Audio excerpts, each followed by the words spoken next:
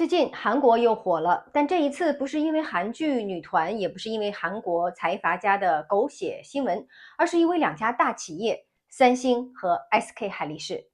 在这一轮的 AI 产业链的行情当中啊，三星电子和 SK 海力士的股价涨得非常猛，而最近全球投行开始收紧了对韩国芯片龙头的杠杆敞口。表面上看是在做风险控制，深层看呢是市场已经意识到他们的短期股价涨得太快了，背后还叠加了杠杆、衍生品、ETF 再平衡和全球资金的定价。而在中国，很多投资者因为买不到韩国的个股，只能通过中国半导体 ETF 去参与。一个看起来很小众的基金，因为持有了三星和 SK 海力士这些韩国半导体的资产，今年涨幅非常夸张，一下子把很多人的目光重新拉回了韩国。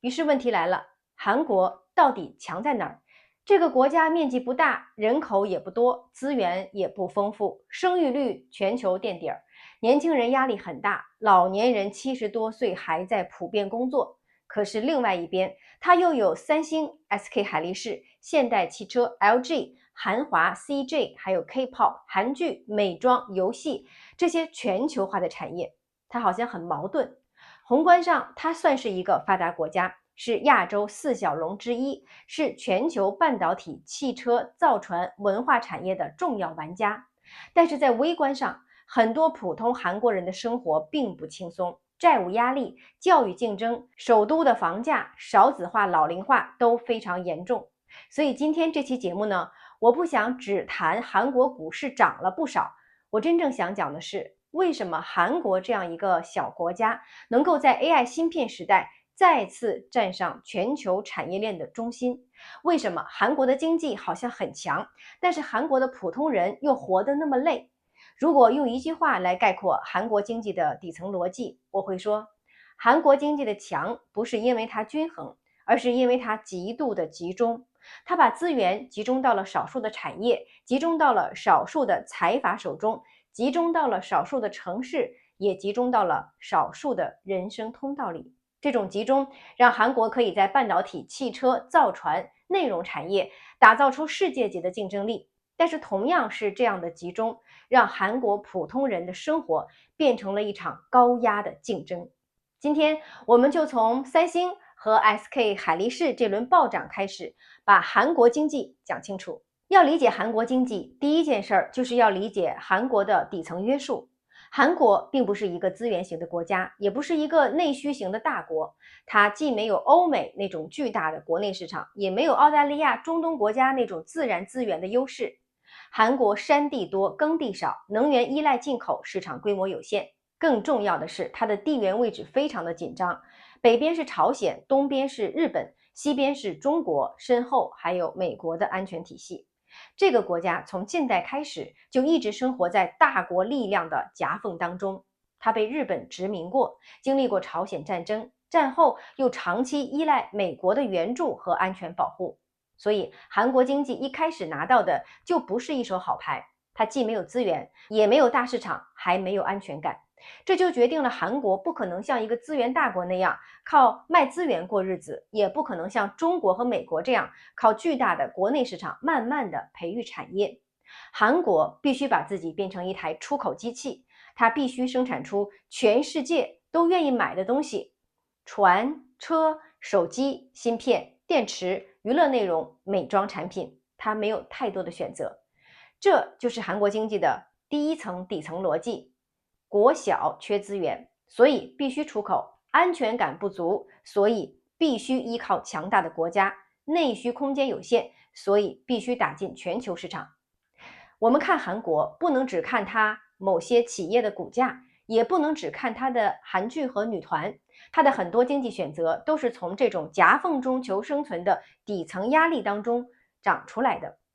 韩国不是一个天生松弛的国家，它从一开始就必须用很高的组织强度和很强的竞争意识，把自己推进全球的产业链当中。接下来我们讲韩国是怎么从一个穷国变成发达国家的。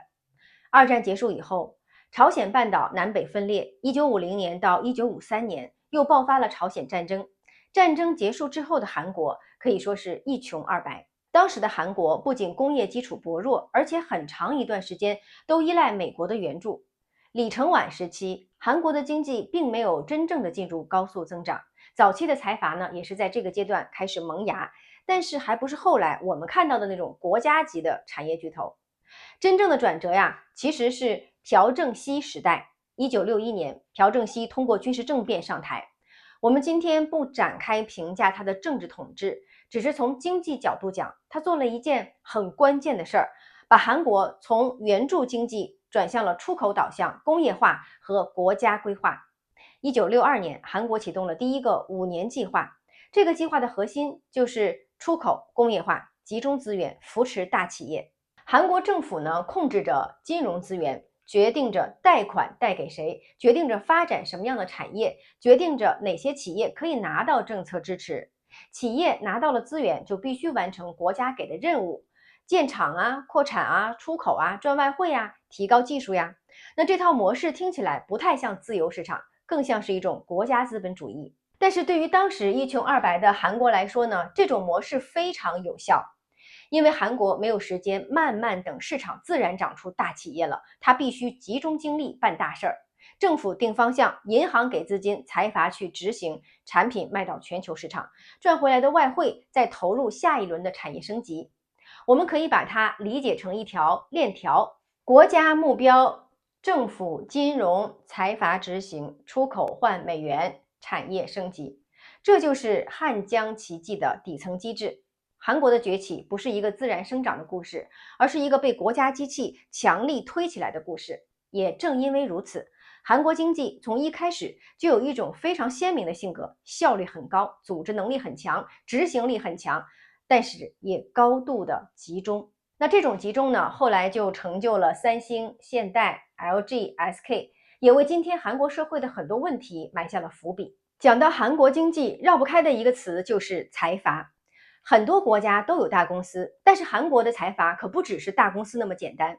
他们有几个特点：家族控制、业务庞大和政府的关系密切，同时能够进入很多关键的行业，又在韩国社会当中拥有非常强的影响力。三星、现代、LG、SK 这些都不是单一的公司，而是一个个庞大的企业集团。在韩国经济起飞的阶段，财阀扮演的角色非常特殊，他们不是普通的市场竞争中自然生长出来的小树变大树，而是像国家战略当中成长起来的工业代理人。国家需要钢铁，那就扶持钢铁；需要造船就扶持造船；需要汽车就扶持汽车；需要半导体就扶持半导体。财阀们会拿到便宜的资金、政策的支持和市场的保护，然后呢，替国家去全球市场当中冲锋陷阵。那这个模式其实有很多的优点，首先就是它可以快速的形成规模。半导体、造船、汽车这样的行业都不是小公司能随便玩的，他们都需要大规模的资本开支，需要长期亏损的耐心，也需要在周期低谷里面继续的投资。韩国财阀就具备这样的能力。第二呢，它可以逆周期的投资，别人害怕的时候，它敢扩产；别人收缩的时候，它敢继续烧钱。半导体行业尤其如此。第三就是他们可以打全球的硬仗。韩国自己的市场很小，如果企业只在韩国国内竞争，那就很难长大。财阀从一开始就被推向了全球市场，必须和日本、美国、欧洲、中国的企业竞争。所以财阀是韩国经济的发动机，但它也是韩国普通人的天花板。为什么？因为资源太集中了，机会也变得集中。如果最好的工资、最好的职业路径、最高的社会认可都集中在少数财阀和少数的名校当中，那么普通人的人生就会被压缩成一条很窄的独木桥了。只有上了好学校，考上了好大学，进了大财主的公司，才能够获得体面的人生。如果你但凡挤不进这条独木桥，那么你的人生落差就很大。所以韩国财阀的双面性就在这里体现了，它既让国家变得强大了，也让社会的通道变窄了。它让韩国在全球的产业链里打赢了很多次硬仗，但也让韩国的普通人感受到了一种非常强的被筛选的压力。这就是韩国经济最重要的矛盾之一。现在让我们回到这一轮的行情，为什么是三星和 SK 海力士？很多人一听芯片呀，首先就想到英伟达、台积电、ASML、中芯国际、华为、海思。但是芯片这个行业不同的环节呢，完全不一样。简单来说，有两个世界。第一个世界呢是逻辑芯片，比如英伟达做 GPU 设计，苹果、高通、AMD 做芯片设计，台积电做先进制程代工。那这一类芯片的核心呢是计算、是逻辑、是处理信息。那第二个世界呢就是存储芯片，比如说 DRAM、NAND、HBM，它们的核心就不是算了，而是存和读。电脑、手机、服务器、AI 数据中心都需要存储。如果没有存储的话，数据就没有地方放，没有足够快的存储，计算机的芯片再强，也会被数据端的传输卡住。三星、海力士最强的就是存储芯片，尤其是 DRAM 和 HBM。DRAM 是什么呀？就是我们买电脑的时候，经常会看到16G 内存、32G 内存，这个内存呢，大体就属于 DRAM。它就像人的短期记忆一样，断电之后数据会消失，但是速度很快。而 NAND 呢，更像是长期记忆，比如说我们的手机储存呢、SSD 硬盘呢，断电之后呢，数据还能够留下。而 HBM 高带宽内存就是这轮 AI 行情当中最关键的产品之一。它不是普通内存了，而是把多层的 DRAM 堆叠起来，通过先进的封装和高速的连接，让数据能够以更高宽带、更低延迟在 GPU 旁边流动。我们可以用一个比较好理解的比喻啊，如果说 GPU 是 AI 的大脑， HBM 就是这个大脑旁边的高速记忆系统。大脑再聪明，如果记忆系统太慢，信息进不来出不去，算力就会被堵住，这就是所谓的内存墙。过去呢，大家看 AI 啊，主要就是盯着英伟达。现在越来越多的人意识到 AI 不只是有算力芯片， AI 工厂呢还需要存储啊、封装啊、光互联啊、电力啊、散热啊， HBM 就是其中非常关键的一环。所以三星和 SK 海力士这轮上涨不是凭空来的，他们站在了 AI 基础设施当中一个非常关键的位置上面。那么问题来了，内存 DRAM、HBM 为什么最后成了韩国人的天下？这件事儿其实很有意思。最早的 DRAM 是美国公司先做出来的。1970年代，英特尔推出了商用的 DRAM， 后来呢，德州仪器、AMD、摩托罗拉等公司也都参与过。然后在1980年代，日本来了 ，NEC、东芝、日立、富士通、三菱这些日本企业大规模的进入了 DRAM。他们背后呢有财团、有银行、有政府产业政策支持，质量又好，成本又低，投资又猛，很快就把美国那些企业打得很难受。1980年代中期，日本在 DRAM 市场一度非常强。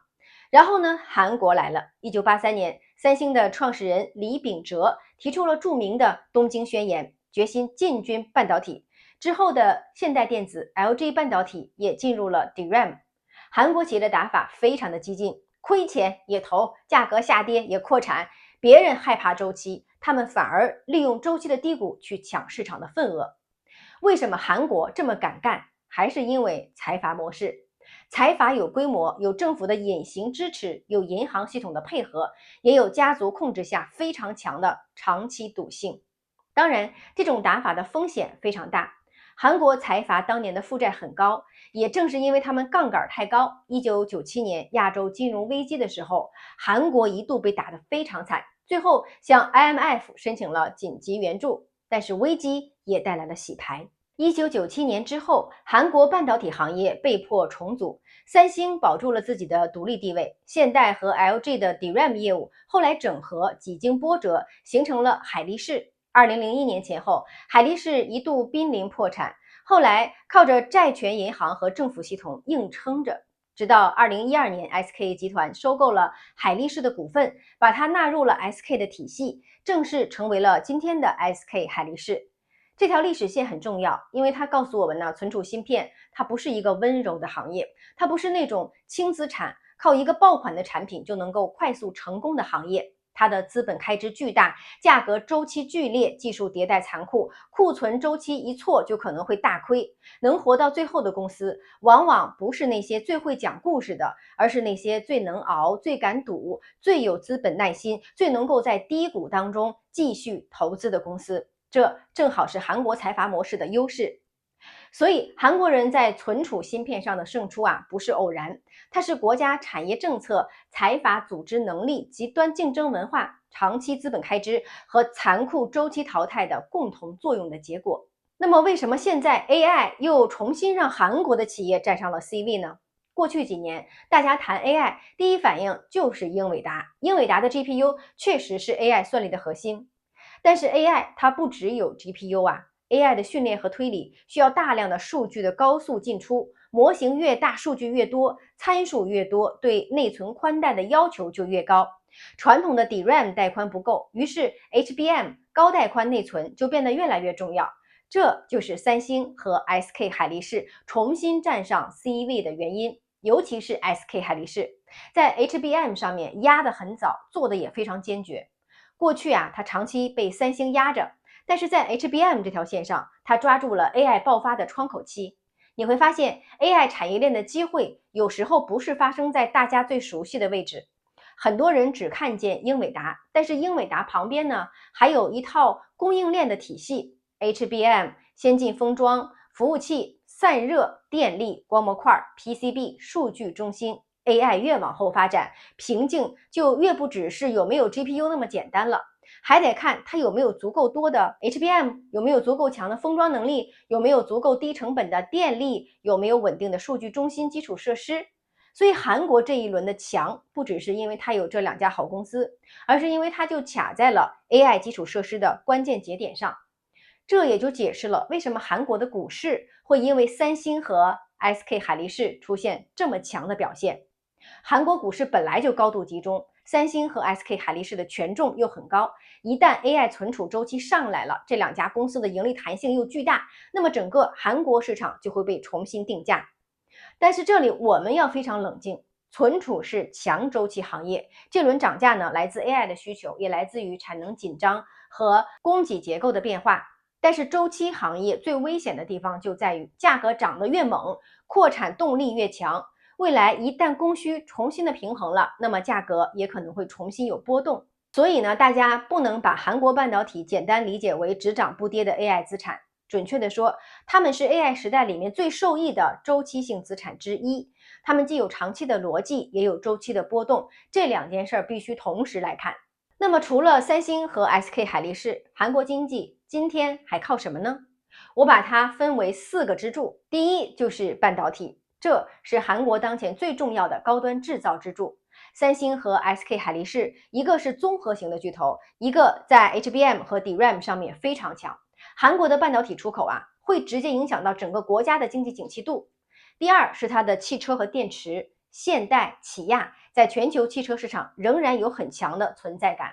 韩国的电池产业也很重要， LG 新能源、三星、SK 都在全球电动车供应链里面占有位置。第三就是它的造船和重工，韩国的造船业一直很强，尤其是在高附加值船型、LNG 船、海洋工程等领域。现代重工、韩华海洋这些企业代表的是韩国工业体系的另外一面。第四就是它的文化和消费品出口了。很多人低估了韩国文化产业的经济意义。K-pop、韩剧、电影、综艺、美妆、食品、游戏，这些东西看起来都很软，但它们本质上也是出口。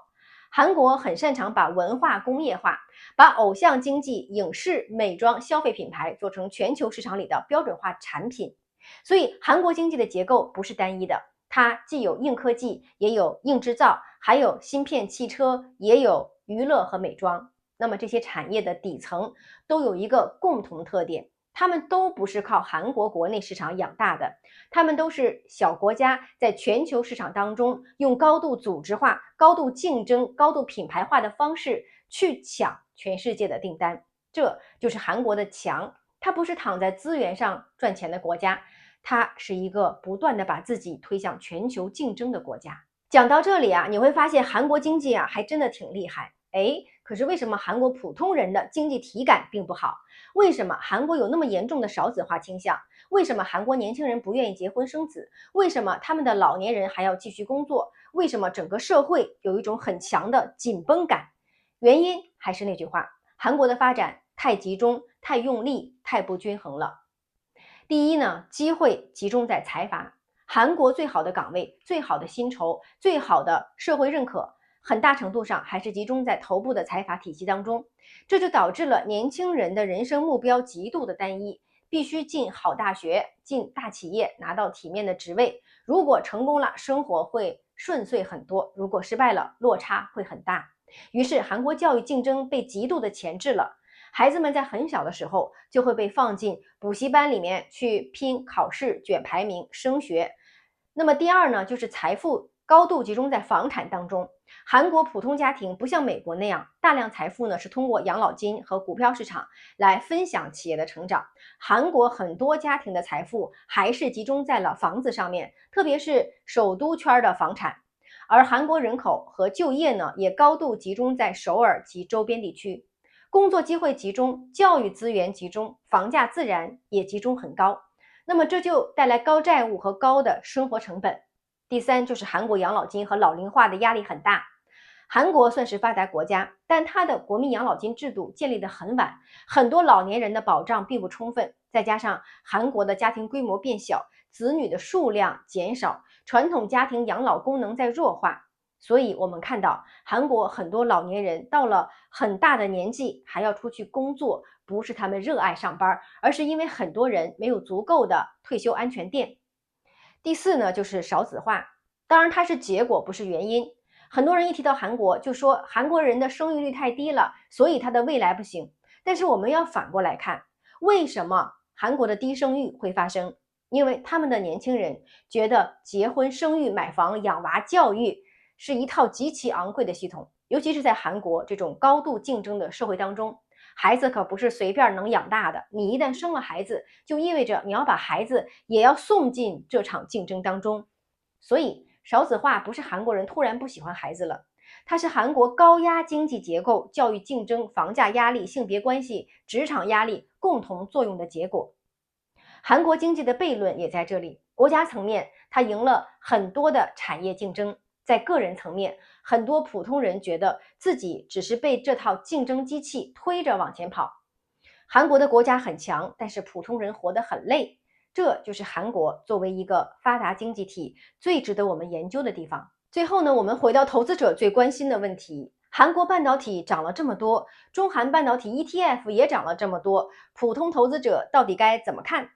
首先呢，我不便在公开视频里给出具体的买卖建议，但是我想给大家一个框架。第一， AI 产业链不只有英伟达，如果我们看 AI 算力，很容易只盯着 GPU， 但是真正的 AI 基础设施呢，是一套系统， GPU、HBM、先进封装、服务器、光互联、电力、散热、数据中心。韩国的这波行情就告诉我们， HBM 和存储芯片是 AI 产业链里非常重要的一环。第二，韩国半导体不是纯的成长股逻辑，它还有很强的周期属性。存储芯片的价格波动很大，历史上也多次经历了暴涨暴跌。今天 AI 需求很强，但是未来供给扩张、价格变化、客户集中度都会影响这些公司的盈利。所以我们看韩国的半导体，既要看到 AI 确实有长期的需求存在，也要看到存储周期的位置。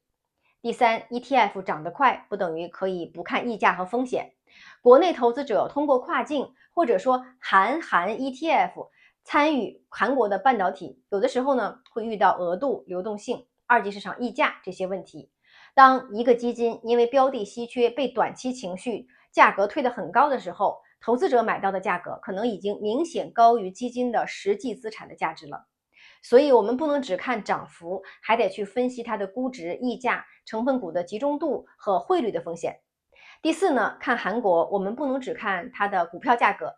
韩国给我们真正的启示是，一个国家可以靠极度集中的产业体系，在某些全球关键的产业当中获得巨大的成功，但是这种成功会带来巨大的社会代价。它会让产业很强，但是让普通人很卷，让国家似乎在某些产业很有竞争力，但是让普通人的生活很难松弛，让资本市场可能出现大牛股，但是普通人的家庭未必真正能够分享这些红利。所以我希望大家提到韩国，不只是去看三星和 SK 海力士涨了多少，我们还要看到韩国背后的国家机器、财阀结构、产业选择和普通人的生活代价。韩国经济最值得我们研究的地方也在这里，它既是 AI 时代的赢家，也是东亚高压社会的一面镜子。理解了韩国，我们也就能够理解，一个国家的产业成功不等于每个人的生活变得轻松，一个市场的股价暴涨也不等于它的风险消失。一个国家的竞争力越强，它的背后也往往意味着更高的组织强度、更残酷的筛选机制以及更沉重的个体代价。这才是我们今天讲韩国经济最重要的意义。看懂世界，放对资产，我是苏涵，我们下期见。